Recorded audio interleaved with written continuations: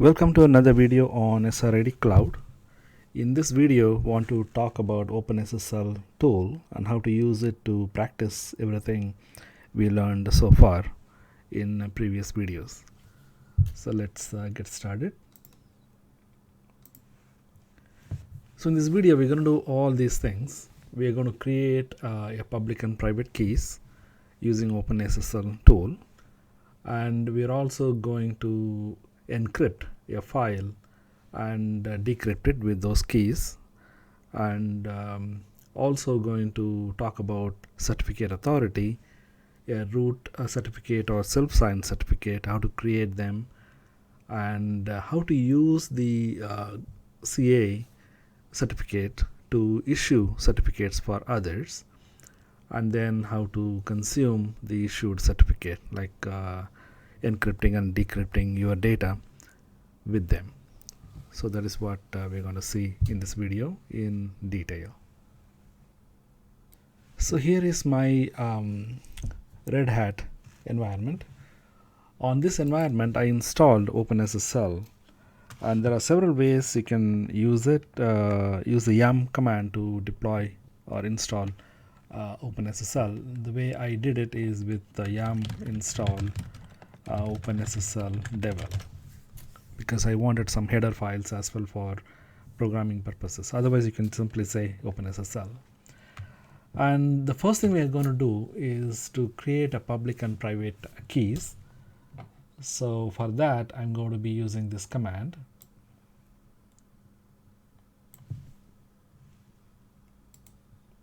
Let me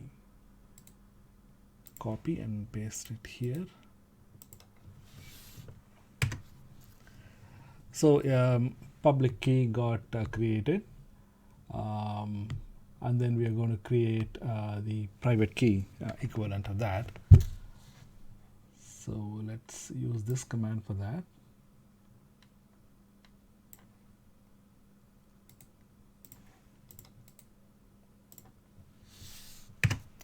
Okay, so we have those two keys created. Let us see how they look like. Let's say first let's look at the private key. So this is how the private key look like, and let us look at the public key, and this is how the public key look like. This is somewhat tiny file compared to what the private key is. So now let us create a file and encrypt it with the public key, and then decrypt it with the private key using openssl. So I'm going to create a file, a plain text file. I think I already have it, maybe. Here it is. So plain.txt. It has the English alphabets in it. And I'm going to encrypt this with the public key.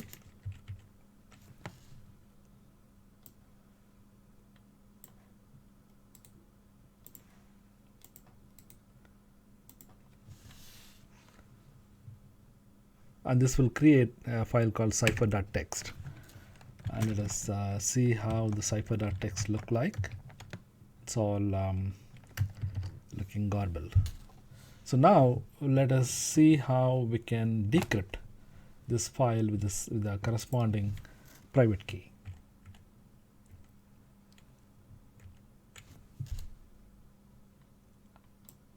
And after decrypting, the data will be returned to another file called plain1.txt.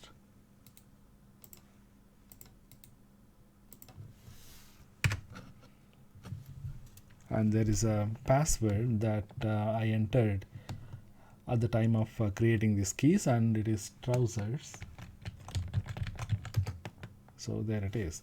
So if you look at the previous command that we executed, that we created the private key and public key, you can see the password, pass trousers. And also when we did the other one, pass trousers. So this is the password that is used to protect the PEM file. This is nothing to do with the private key or public key. This is to protect the file, the PEM file that contains these keys. and nothing more than that. Okay, so now we have decrypted the file with the public key, and let us look at both the files. This is the original file and this is the decrypted file, so both are the same. So what does it mean, Bob and Alice, if they are wanting to communicate with each other? So Alice creates a public key and private key and then gives the public key to Bob, and Bob encrypts his file, the plain.txt, with the public key, and Alice is able to decrypt the same to bring the to get the original file back. So now let us do something opposite. This is what we talked in the previous videos. This is signing a file with a private key. So as we discussed earlier, to sign a file with a private key, the first thing that needs to happen is to hash it with an algorithm to produce a hash of the input file, and then it is encrypted with the private key. And if you want to get the original data back, then you have to decrypt it with the public key. Before that, you should also use the certificates and all that. But anyway, so now let us sign the same file, plain.txt, with the private key. And that will create a file called signature.ben. Let us do that.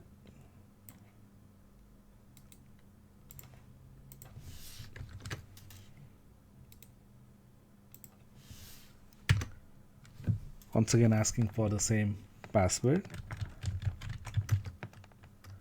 So it created a file called signature.ben, which is also garbled. So this signature.ben is a signed copy of the plain.txt, which includes hashing. So now let us try to decrypt this file with the public key.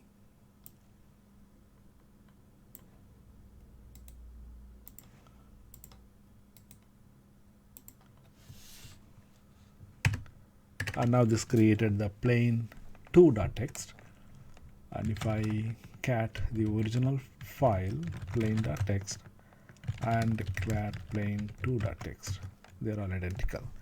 So why are we doing this public key to private key and then private key to public key? Refer to my earlier videos. The significance of the second option, the private key encryption and the public key decryption, is to get the authentication cryptographic assurance. Refer to my earlier videos on an in-depth analysis of that.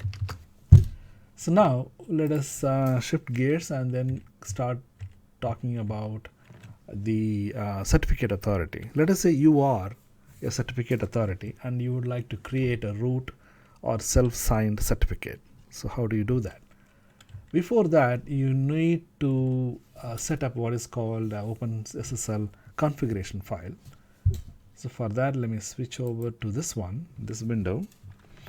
I created a directory called myca, and in this myca directory, I created a file called openssl.conf.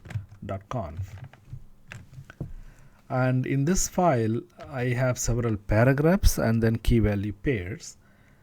So who is the default CA, and CA default it is, and CA default section is here. These are the default directories where the root is, the certificates are going to be stored in this directory, the certificate revocation list is going to be stored in this directory. Index.txt is a tiny database used by OpenSSL, and the newly issued certificates will also go into the new certs dir, which is a certs directory. So this is the name of the root certificate, the self-signed certificate. When we generate one, we're going to generate one very soon. And the serial and the crl.pem and the rand files are all internal to OpenSSL. The serial file will contain a number that will keep on increasing when the CA is issuing certificates for others. And the CA key.pem is the private key equivalent of the root certificate is the self-signed certificate. Self-signed certificate or root certificate are also similar to any other digital certificates, and they contain the public key at the top and then the hashed and encrypted version of the same at the bottom. We talked about all that in the previous videos. And these are some additional default values, and most importantly, the root CA extensions paragraph says basic constraints CA is true. That means this environment belongs to a certificate authority, and this is very, very critical. This is required. Only then you will be able to create a self-signed certificate or a root certificate. The root CA extensions is referred here. X509 extensions, that is the required key in this file, and it points to this paragraph, root CA extensions, and that contains this basic constraints key and CA true as a value. So now we also need to do one more thing, and that is maintain an environment variable called openssl_conf should point to this configuration file. I already have it.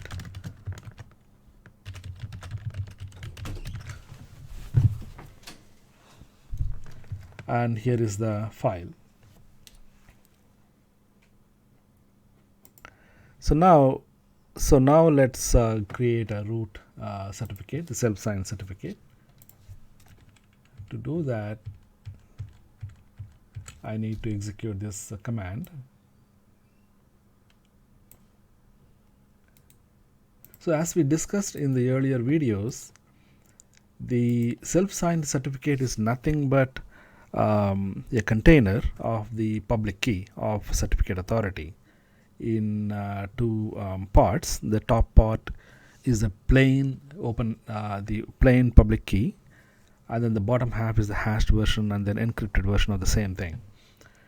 So this command will create a private and public key, and it will write the private key into the certs directory, and also a public key will be in the certificate called csr.pem.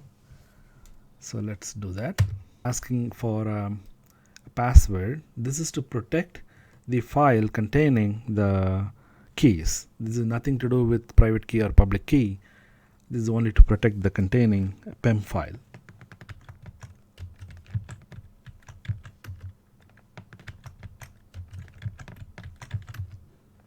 There we go. So now the certificate got created. Now let us examine that certificate.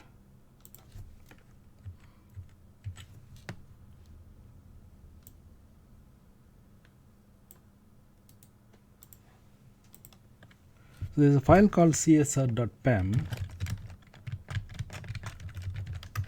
This is the self-signed certificate, or otherwise called the root certificate, and this command can be used to view it. So here it is. So as I said earlier, the certificate contains two parts. Here is the top part. It contains some internal details of the X509 structure, and here is the public key. If you refer to my earlier videos where I explained how to create a public key and private key using some mathematics, you must have noticed I used modulus and also exponent and all that. So here they are. Here is the modulus and here is exponent numbers. And this is the public key in plain text. And here is the bottom half of the certificate containing the hashed and encrypted version of the same thing. And for hashing purposes, the SHA-256 algorithm was used. So this is the most popular algorithm at this point. So this certificate is now ready, and this can be distributed to everyone else who is involved. And refer to my earlier videos on how to distribute this. We talked about browsers and operating systems and shrink wrap software, and there are so many channels through which we can distribute this certificate. This certificate is required for using X509 and the certificate cryptography.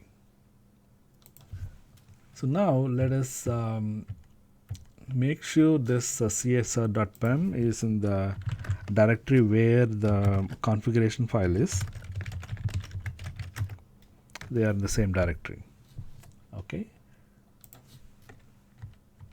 And now let us say your friend wants to create a public key and private key and wants to distribute his or her public key to everyone else. And to do that, your friend is going to use the services of certificate authority.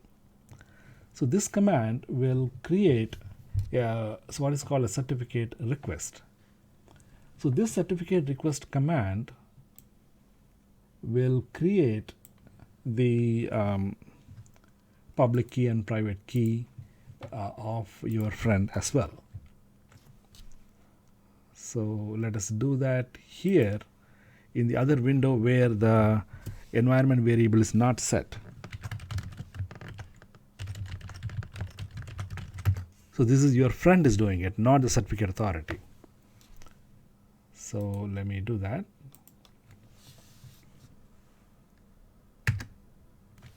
Once again, it's asking for a password. This is to protect the PEM file only.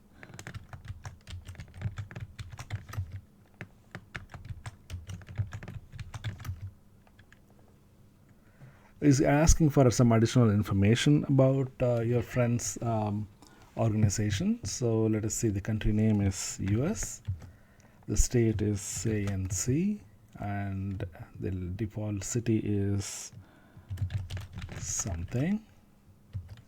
Organization name, my company. Unit name is section. You can key in whatever you want. My server, my@ca.com, and here is some additional attributes. You can enter these information, these passwords, to protect the certificate request. I'm going to enter a password here and an optional company name. I just say my company again. That's it. So a certificate request has been generated by your friend, and that is in the testrec.pem.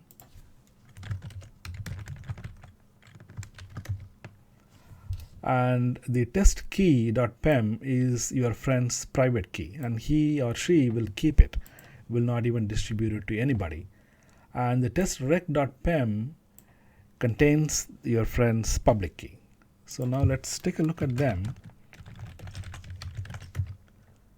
This is the private key, and testrec.pem, which is the request. And this certificate request will be sent to the CA, and CA will use it to generate the certificate for on behalf of your friend.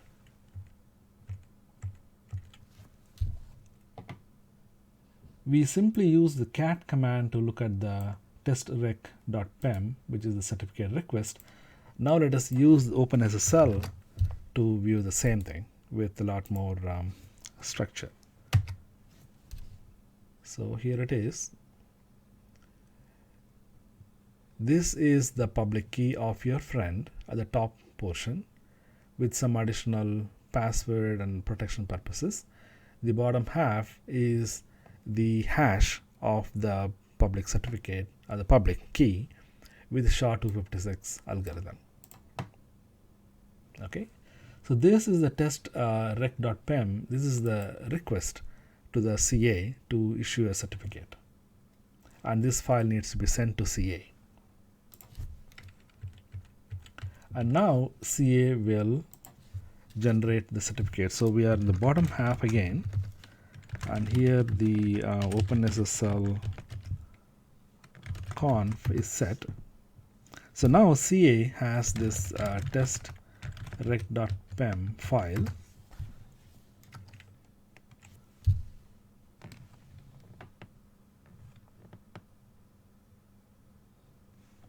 copy this over to the other directory.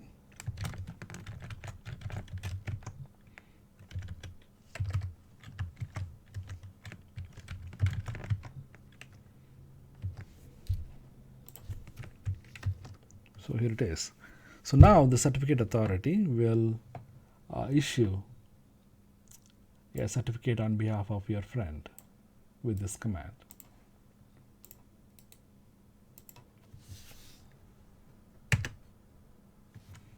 It is asking for the same password that we entered earlier at the time of creating the certificate authority self-signed certificate.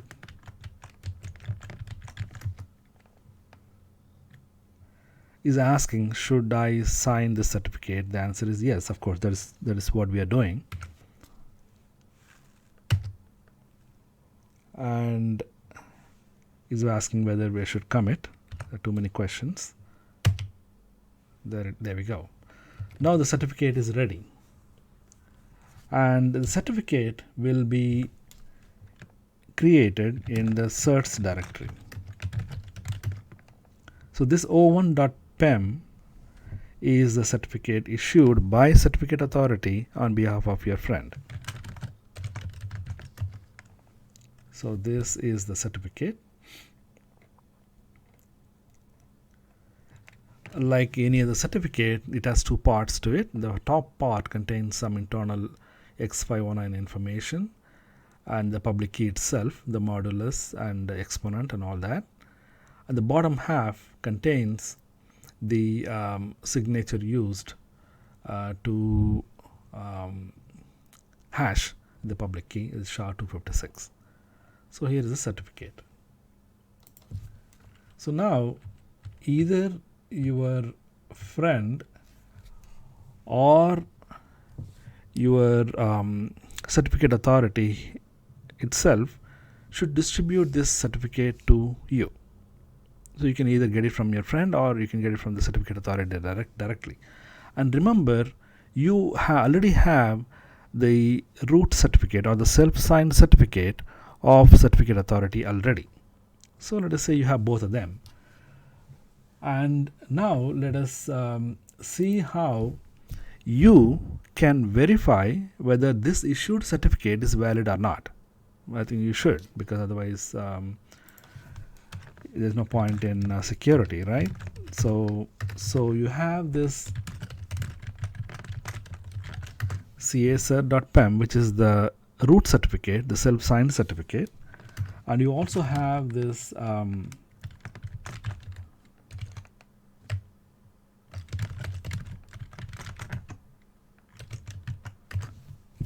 your friend's certificate issued by certificate authority. So what can I do to verify? So if you carefully follow the whole thing, the o1.pem under certs directory is your friend's certificate that contains the public key of your friend as well as encryption of the same by certificate authority's public key. So naturally, what should be the technique to verify whether this certificate o1.pem is valid or not? You already have the public key of certificate authority. So you should open the o1.pem certificate file, retrieve the top part, and then you should calculate the hash of it, and then encrypt it with the public key of your certificate authority, and that should match. That is exactly what this command will do.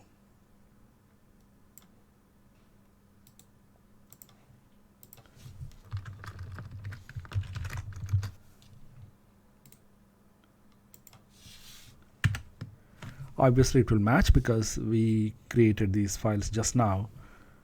There were no separate parties involved. So you can trust this o1.pem from going forward. It contains your friend's public key in it. And this is made possible because you trusted the certificate authority.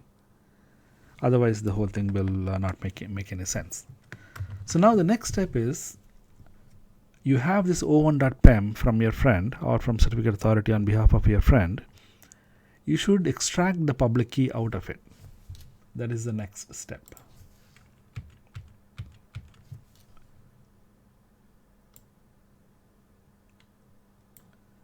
So I'm going to use this command to extract the public key out of the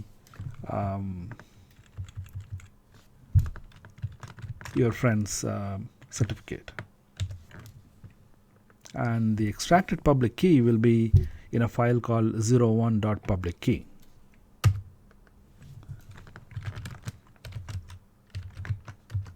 So this is the public key of your friend. So now you can do the same thing that we did at the beginning of this video. You're going to encrypt something with this public key, and then your friend can decrypt it with his or her private key. And your friend can encrypt something and or sign something with the help of your friend's private key, and you can decrypt it with your friend's public key with the whatever we are staring at the screen right now. So let's do that again.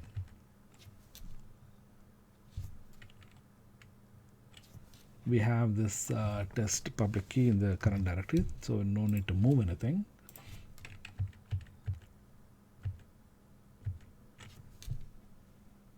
So now we have this test, we have this o1.public key, and with that we are going to encrypt your file. So now I'm going to create a tiny file called my.txt.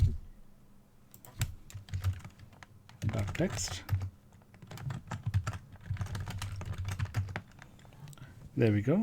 And I'm going to encrypt this with your friend's public key, which is o1.public key that we saw a moment ago. And this will produce a file called cipher.txt. So cipher.txt is the encryption of my.txt, and that is done with your friend's public key, and we're going to send this out to your friend, and your friend will get it as cipher.txt, and he has to decrypt it with his private key, and that can be done with this command.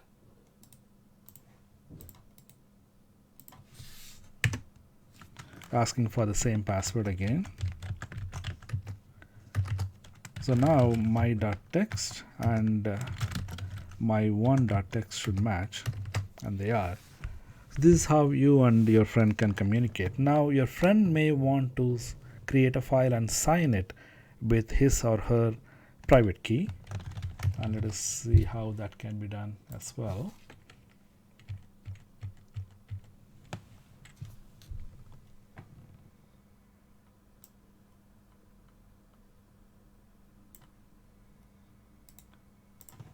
So your friend will do this to sign my.txt with his or her private key. Hello, no one is available to take your call.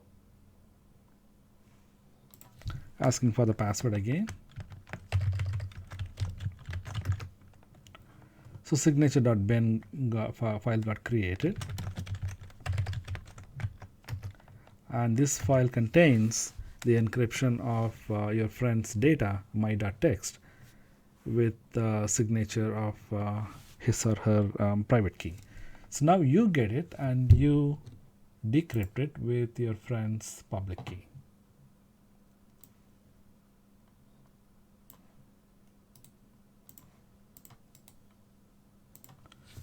I need to change this public key.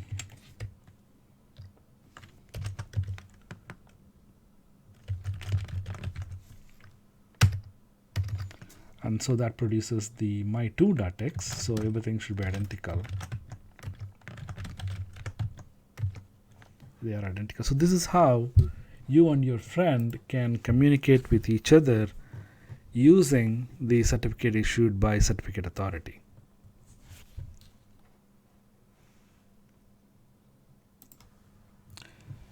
So I hope you enjoyed this video. And in this video we learned how to use openssl tool to encrypt and decrypt with public keys and private keys and so on. In the last step I showed you how you and your friend can communicate securely with the certificate issued by certificate authority on behalf of your friend. So now in this step, instead of using that my.text, you and your friend can create a secret key, and that can be communicated over. So from this point onwards, you and your friend can use that exchanged secret key and use that information to encrypt and decrypt data and so on. Because in my previous videos I mentioned that encrypting and decrypting with public key and private keys is very, very slow compared to secret key.